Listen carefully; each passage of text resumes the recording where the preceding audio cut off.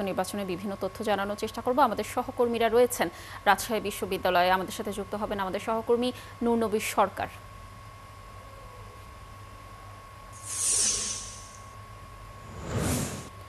নূরনবী, আপনি তো সকাল থেকে আমাদেরকে জানাচ্ছিলেন ডাকসু নির্বাচনের বিভিন্ন তথ্য।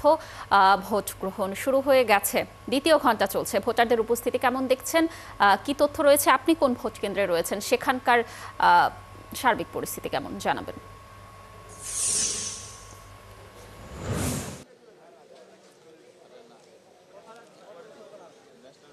বড় কথা হচ্ছে শান্তিপূর্ণভাবে প্রথম ঘন্টা ভোট অতিবাহিত হয়েছে। বড় ধরনের তেমন কোনো অভিযোগ নেই। নারী শিক্ষার্থীদের দীর্ঘ লাইনে দাঁড়িয়ে ভোট দিতে দেখেছি প্রথম ঘন্টায়।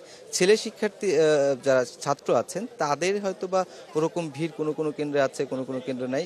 যেহেতু 5টা পর্যন্ত ভোট গ্রহণ চলবে, তারা হয়তো বা তাদের মতো করে করছে। আমি এখন আছি একটি সায়েন্স যে বিজ্ঞান অনুষদের একটি একাডেমিক ভবনের ভোট কেন্দ্রে। সেখানে বিজয় 24 হলের ভোটাররা ভোট দিবেন। এর সামনে প্রার্থীর এজেন্ট এবং ভোটাররা নানা রকমভাবে এখানে তারা সুশৃঙ্খলভাবে বা তাদের মতো করে আছেন।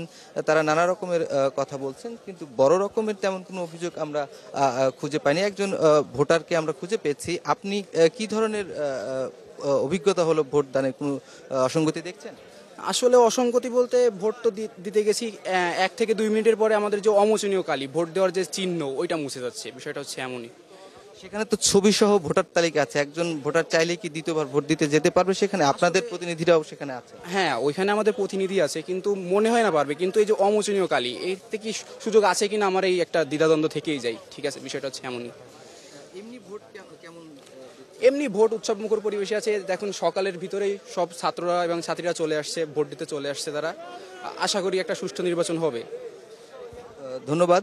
তো শিক্ষার্থীরা আসছেন আসলে, হলেও যেরকম শিক্ষার্থীরা থাকেন সেরকম কিন্তু হলের বাইরেও বিভিন্ন বাসা বাড়িতে, মেসে শিক্ষার্থীরা থাকেন, দূরেও থাকেন। তো তারা আসছেন এবং শান্তিপূর্ণভাবে ভোট গ্রহণ হচ্ছে। বিশ্ববিদ্যালয়ের টোটাল এলাকা নিরাপত্তার চাদরে ঢেকে দেওয়া হয়েছে।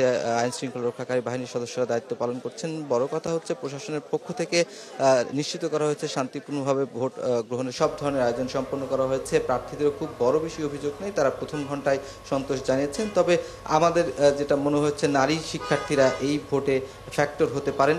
তবে নূরনবী, ধন্যবাদ, আপনি থাকুন।